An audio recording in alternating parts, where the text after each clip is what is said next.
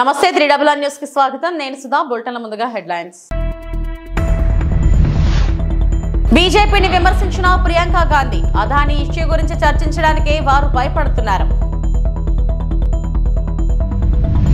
తెలంగాణ తల్లి విగ్రహం బీఆర్ఎస్ ప్రధాన కార్యాలయం వద్ద పాలాభిషేకం చేసిన కె కవిత నన్ను అనగదొక్కేందుకు నా భార్యకు బెదిరింపులు మంచు మనోజ్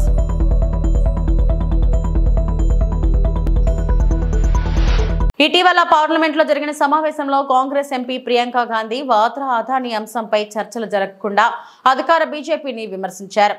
అదానీ అంశంపై చర్చించడానికి వారు భయపడుతున్నారు. నేను పార్లమెంట్ కు కొత్తవాడనే, కానీ ఇప్పటి వరకు ప్రధాని పార్లమెంట్ లో కనిపించడం లేదు. మనం ఈ అంశాన్ని ఎందుకు లేవనెత్తకూడదు?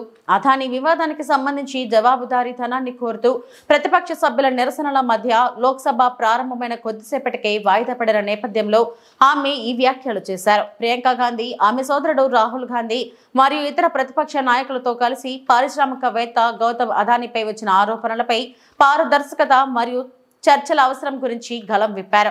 ప్రభుత్వానికి మరియు అదానీ వ్యాపార ప్రయోజనాలకు మధ్య జరిగిన కుమ్మక్కై వారి ఆందోళనలను హైలైట్ చేయడానికి వారు మోదీ అదానీ బాయ్ బాయ్ అని రాసి ఉన్న ప్లకార్డులు పట్టుకుని మరియు ముసుగులు ధరించి పార్లమెంట్ వెలుపల చురుకుగా నిరసన వ్యక్తం చేస్తున్నారు. ప్రధానమంత్రి నరేంద్ర మోడీ ఈ సమస్యలను నేరుగా పార్లమెంట్ లో ప్రస్తావించాలని పట్టుపట్టిన ప్రతిపక్షాలు ఈ అంశంపై మరింత విచారణ జరిపేందుకు సంయుక్త పార్లమెంటరీ కమిటీని కోరుతున్నాయి.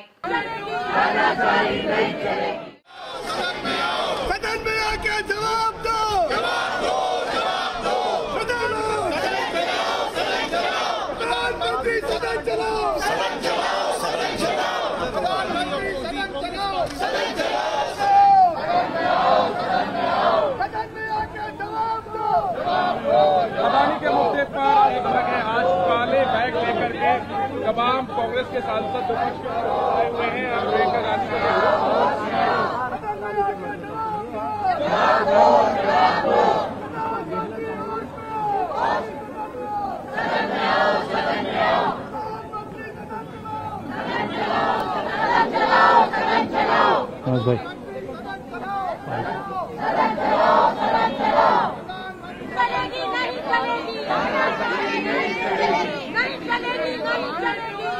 भाई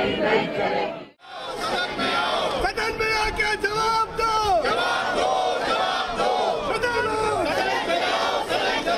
प्रधानमंत्री सदन चलाओ, प्रधानमंत्री सदन चलाओ,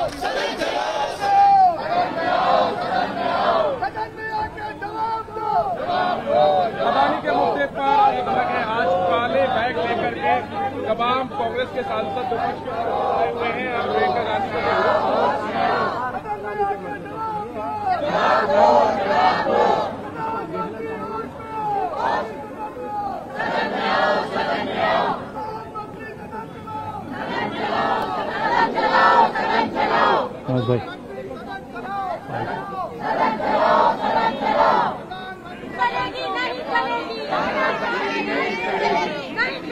भाई डर रहे हैं अडानी जी पे बहस करने से, डरते हैं, जानते हैं कि ये चर्चा नहीं कर सकते क्योंकि सारी बातें सामने आ जाएंगी और छुप रहे हैं। और मुझे ताज्जुब होता है, मैं तो नहीं हूँ संसद में, आज तक प्रधानमंत्री जी आया ही नहीं है। सत्र के मेरे ख्याल से 10 दिन तो हो गए होंगे, दिखते ही नहीं है यहाँ। ताज्जुब की बात में अडानी के मुद्दा उठा रही हैं और हम क्यों नहीं उठाए? जो बड़ी बड़ी बिजली की बिल आ रही हैं सबकी, आप जाइए यूपी में किसी भी गांव में जाइए और देखिए किसान क्या कहते हैं, कितनी बड़ी बड़ी बिजली की बिल आ रही हैं और ये एलिगेशंस क्या हैं, क्या कहा जा रहा है। यूएस में किस लिए उनको चार्जशीट किया है, जो भी किया है यूएस में, इंडाइटमेंट कहते हैं उसको, क्यों किया है? क्योंकि उनका कहना है कि हजारों करोड़ के का घूस दिया है इन्होंने ताकि जनता की बिजली की बिल ये बढ़ा पाए, ताकि जो बिजली जनता को बेच रहे हैं वो महंगी हो जाए और ये लोग पैसे बनाए। तो हम क्यों ना उठाएं ये मुद्दा? ఆంధ్రప్రదేశ్లో కూటమి ప్రభుత్వం అధికారం చేపట్టిన తర్వాత ధాన్యం కొనుగోలులో అనేక సంస్కరణలు తీసుకొచ్చినట్లు ఏపీ పౌర సరఫరాల శాఖ మంత్రి నాదెండ్ల మనోహర్ తెలిపారు. గత వైసీపీ ప్రభుత్వం రైతులకు బకాయిలు చెల్లించకుండా వారిని మోసం చేసిందని ఆయన ఆగ్రహించారు. గత ప్రభుత్వం చెల్లించాల్సిన బకాయిలను సైతం చంద్రబాబు సర్కారే చెల్లించినట్లు నాదెండ్ల వెల్లడించారు. ఈ ఏడాది సంక్రాంతి రాకముందు రైతుల కళ్లల్లో ఆనందం కనపడుతుందని మంత్రి చెప్పుకొచ్చారు. రైతులకు అండగా నిలబడకపోతే రాష్ట్ర ప్రభుత్వం ప్రవేశపెట్టిన లక్షల కోట్ల బడ్జెట్ వృధాగా మారుతుందని ఆయన చెప్పారు. అందుకే వారిని ఆదుకునేందుకు సిద్ధంగా ఉన్నట్లు తెలిపారు. శ్రీకాకుళం జిల్లా పర్యటనలో భాగంగా మంత్రి నాదెండ్ల మీడియాతో మాట్లాడారు. ఈ ప్రయాణం దీని వెనుక మీ అందరం కూడా ఒక టీమ్గా కష్టపడే మనస్తత్వం ఎంత ఏర్పడిందో మా అధికార యంత్రాంగం కానివ్వండి, రాజకీయ నాయకులు కానివ్వండి, ఎప్పుడు కూడా మేము కోరేది రైతు సంతోషంగా ఉండాలి. రైతు కష్టపడే వ్యక్తి.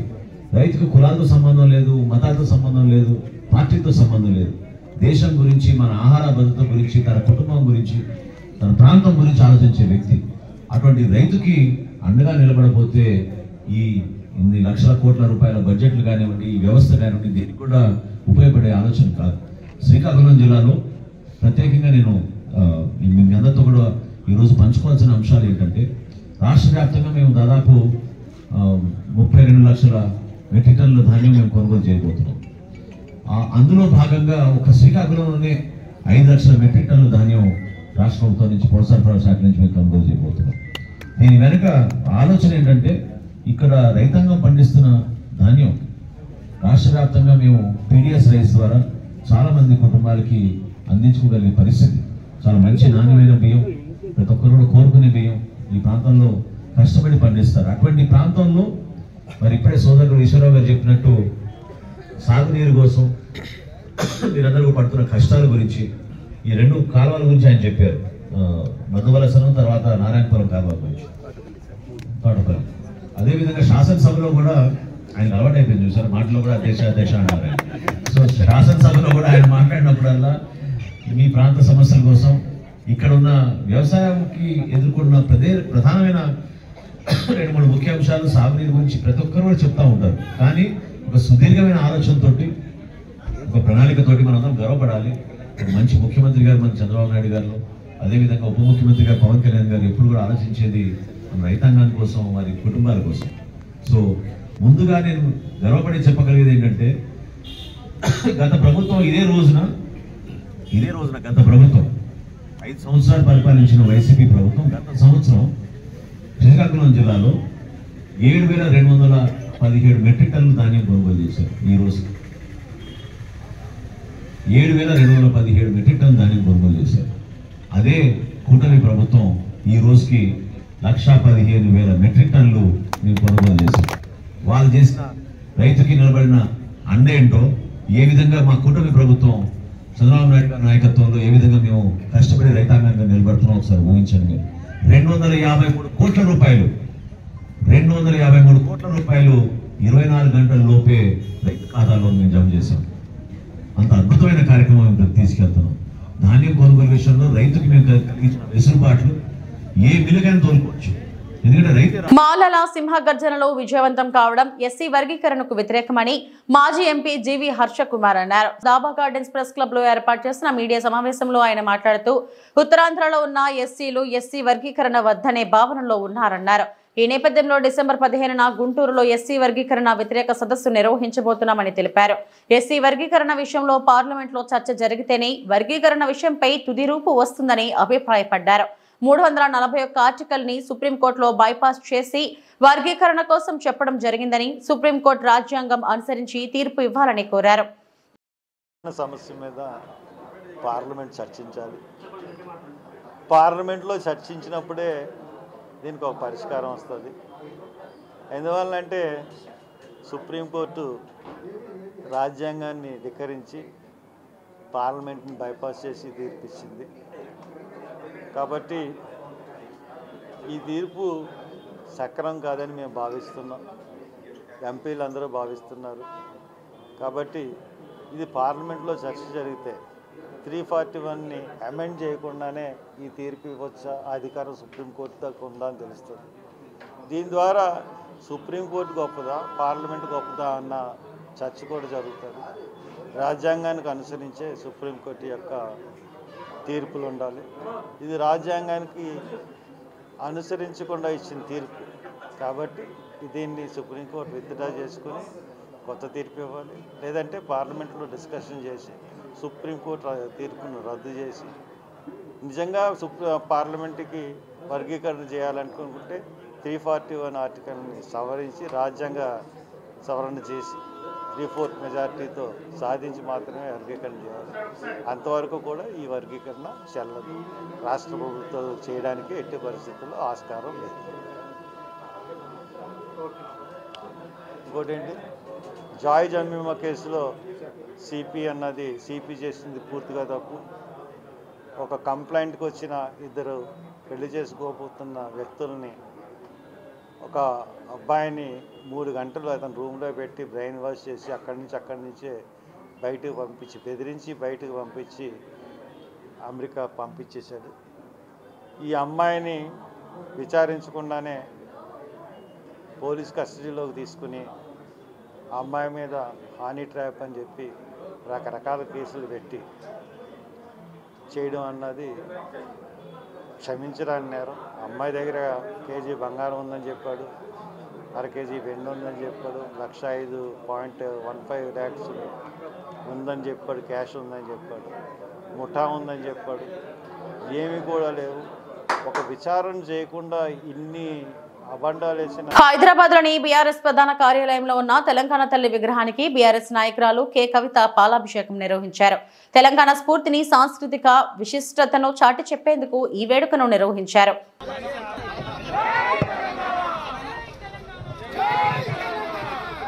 నిన్న తెలంగాణ ప్రభుత్వం కొత్త విగ్రహాన్ని సెక్రటేరియట్ లో పెట్టడం మనందరం కూడా చూడడం జరిగింది. ఆనాడు యువకులందరూ కూడా టీజీ అని పచ్చబొట్టు ఓడిపించుకున్నారు కాబట్టి టీఎస్ తీసి టీజీ చేసినామన్నారు. మరి వాళ్ళ సూటిగా ముఖ్యమంత్రి గారిని మేము ప్రశ్నిస్తా ఉన్నాం. ఆనాడు ఎంతో మంది యువకులు, ఎంతో మంది ఉద్యమకారులు కలిసే ఈ విగ్రహాన్ని పెట్టుకోవడం జరిగింది. ఇవాళ వేలాది గ్రామాలలో వేలాది తెలంగాణ తల్లి విగ్రహాలు ఉన్నాయి. మరి టీజీని యాక్సెప్ట్ చేసిన మీరు ఈ విగ్రహాన్ని మార్చాలని ఎందుకు అనుకున్నారో తెలంగాణ ప్రజలకు చెప్పవలసిందిగా సూటిగా మేము రేవంత్ రెడ్డి గారిని ప్రశ్నిస్తా ఉన్నాం. మరి నిన్న మీరు పెట్టినటువంటి విగ్రహంలో జొన్న కంకులు ఉన్నాయి, మక్క కంకులు ఉన్నాయి. ఇవన్నీ మన తెలంగాణకు ప్రతీక అని చెప్తున్నారు. జొన్నలు, మక్కలు తమిళనాడులో వండవా, కర్ణాటకలో వండవా, మహారాష్ట్రలో వండవా, ఉత్తరప్రదేశ్ లో వండవా? మరి ఏం ప్రత్యేకత ఉన్నది నిన్న పెట్టినటువంటి విగ్రహంలో? మన తెలంగాణకు మాత్రమే ప్రత్యేకమైనటువంటి పండుగ బతుకమ్మ పండుగ. ప్రపంచంలో అందరూ పూలతో పూజ చేస్తే పూలనే పూజించేటటువంటి సంస్కృతి మన తెలంగాణ సంస్కృతి. కోట్లాది మంది ఆడబిడ్డలు బయటకు వచ్చి చేసుకునేటటువంటి పండుగ బతుకమ్మ పండుగ. మరి ఆ యునీక్ ఐడెంటిటీ మన తెలంగాణకు ఏదైతే ఉన్నదో,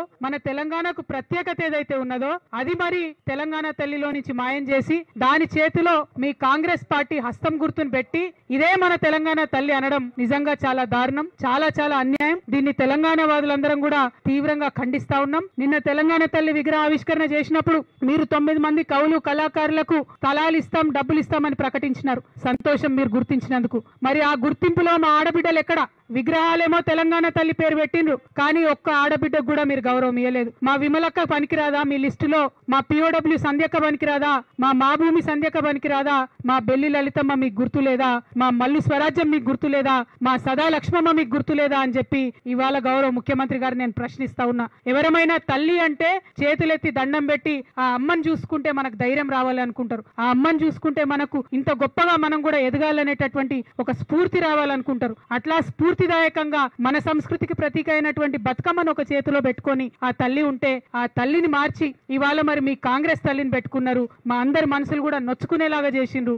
100% సెక్రటేరియట్ లో పెట్టింది మీరు హస్తం గుర్తు ఉన్నటువంటి కాంగ్రెస్ తల్లే. దాన్ని తెలంగాణ వాదులుగా మేమందరం కూడా తిరస్కరిస్తా ఉన్నాం.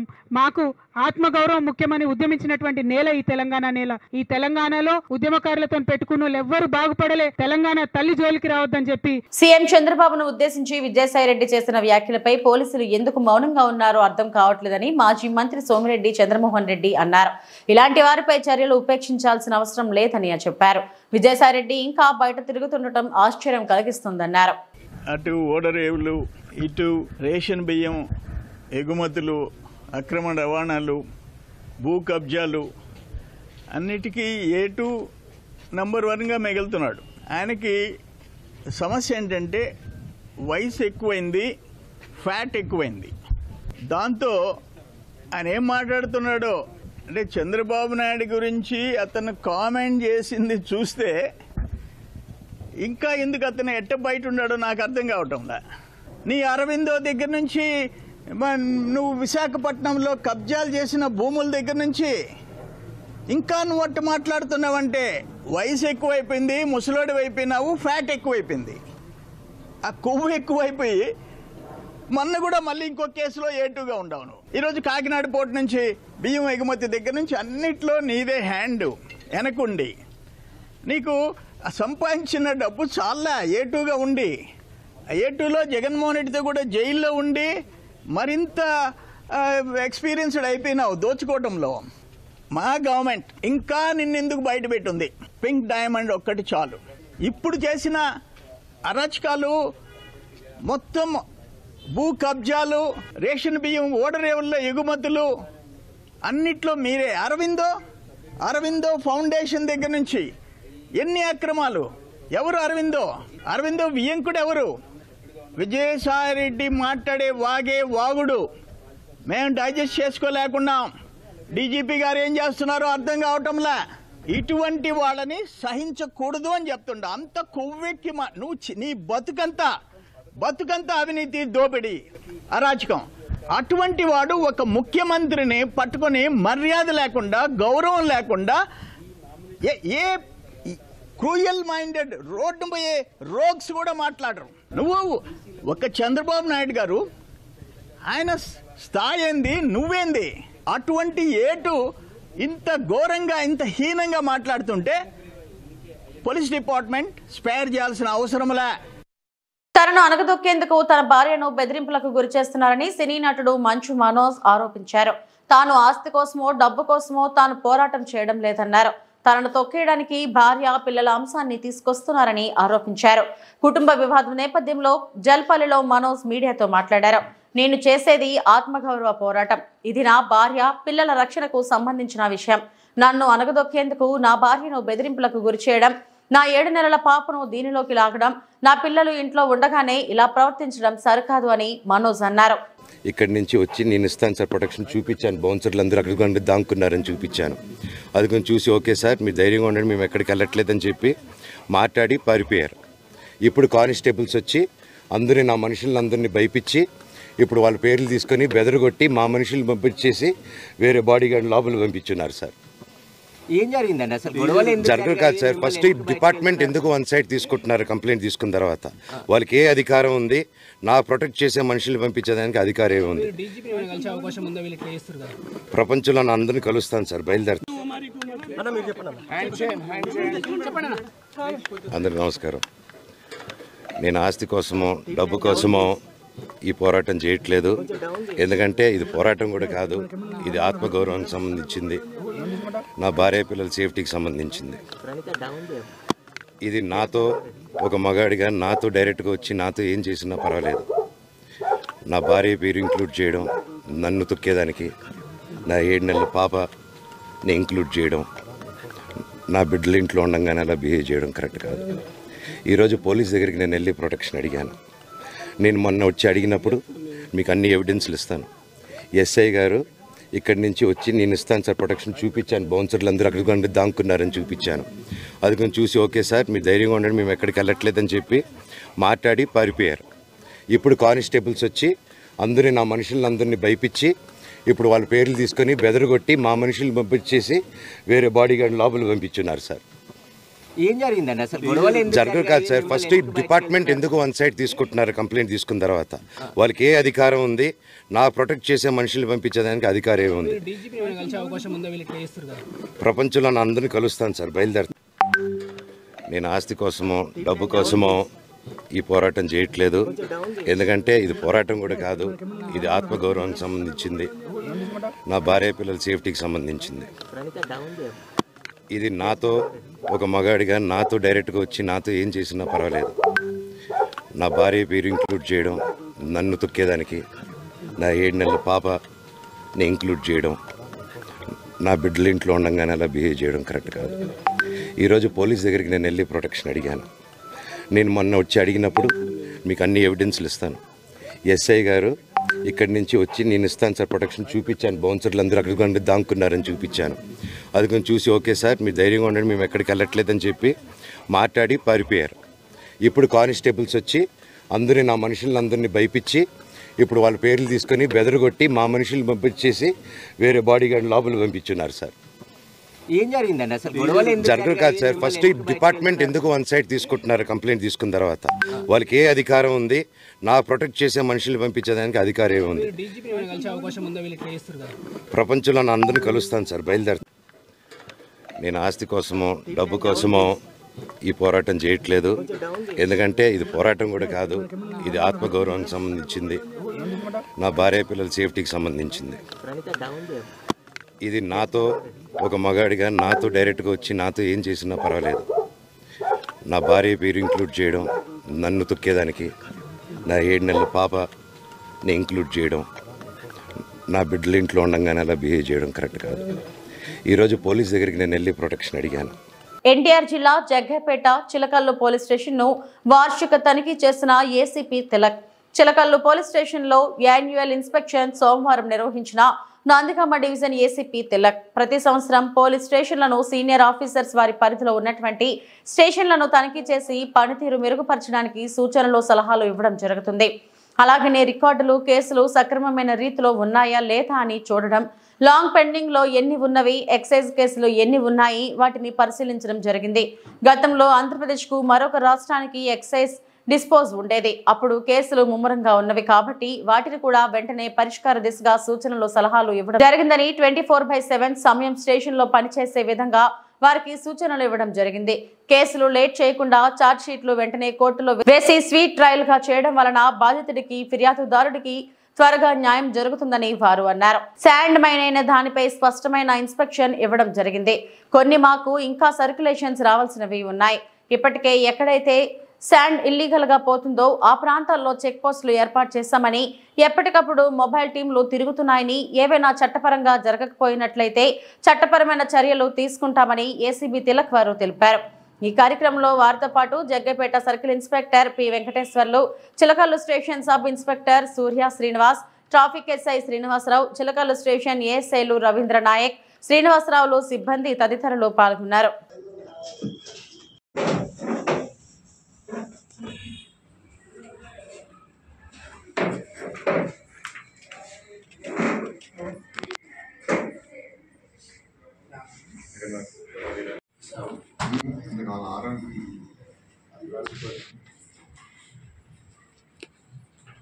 Right person police station records పరిశీలించి వారి లాంగ్ పెండింగ్ కేసుల్లో ఉన్నటువంటి వాటిపై తగు సూచనలు ఇచ్చి అవి పరిష్కారం అయ్యేటట్టుగా సూచనలు ఇవ్వడం జరిగింది. పోలీస్ స్టేషన్ రికార్డ్స్ అన్నీ తనిఖీ చేశాము.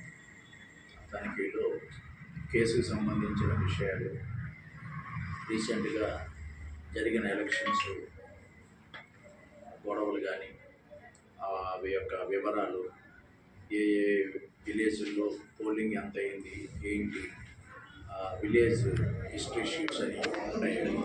ఆ హిస్టరీ షీట్స్లో మెన్షన్ చేసిన అన్నీ చెక్ చేయడం జరిగింది. అలాగే నేరస్తులు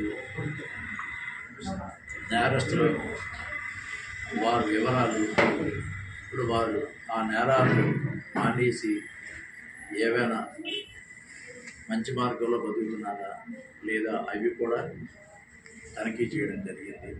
ఆ తనిఖీలో కొంతమంది ఆ నేరాలు మానివేసి సక్రమైన మార్గంలో బతికే మార్గాలు కూడా మేము వాళ్ళకి సూచించాము. అలాగే శాంతి భద్రతలకి ఎవరైనా విభాగాలు ఏదైనా చేస్తే వాటికి వదిలే ప్రసక్తే లేదు. ఆ వైలేటర్స్ మీద ఉక్కుపాదం మోపుతాము.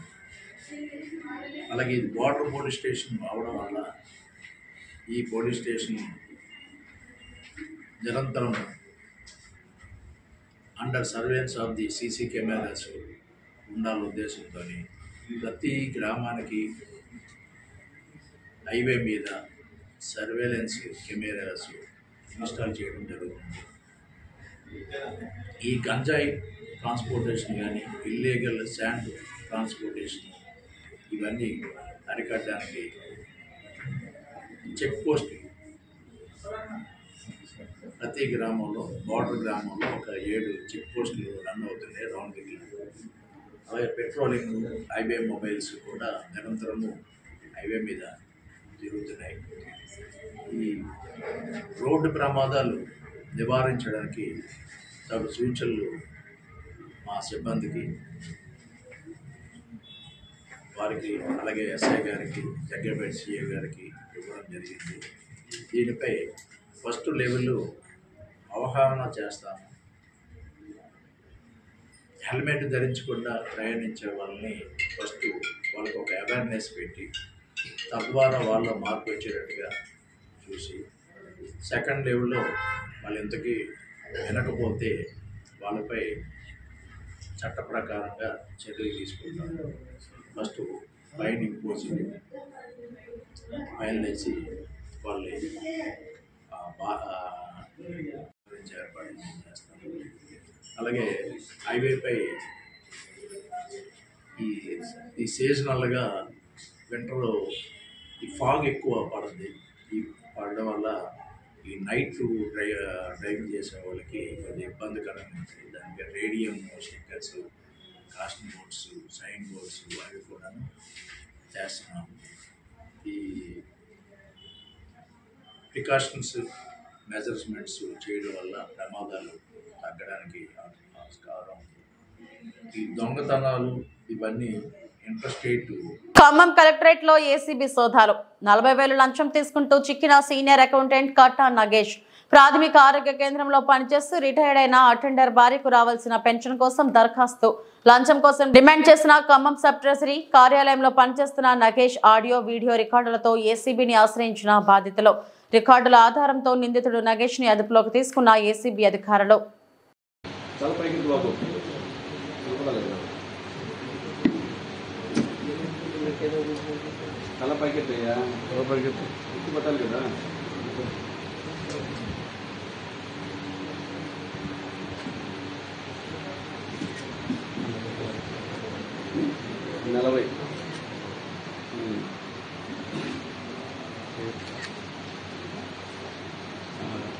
మీ ఇంటి పేరు కేనా? K Nagesh, senior accountant, sub treasury officer కట్టదే.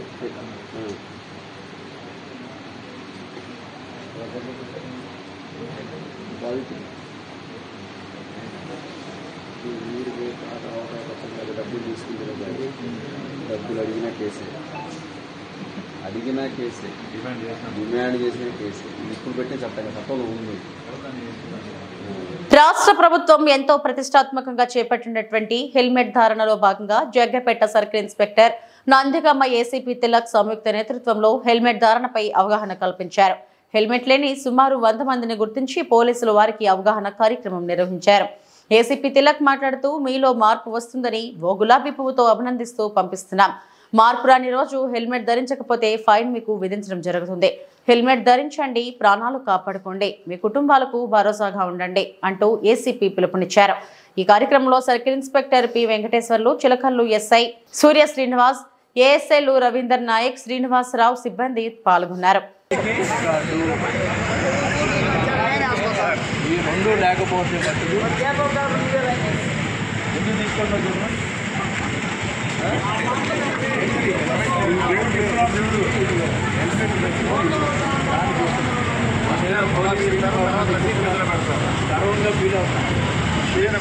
గులాబీ ఇస్తా, తర్వాత రసీదు చేతులు పెడతాను.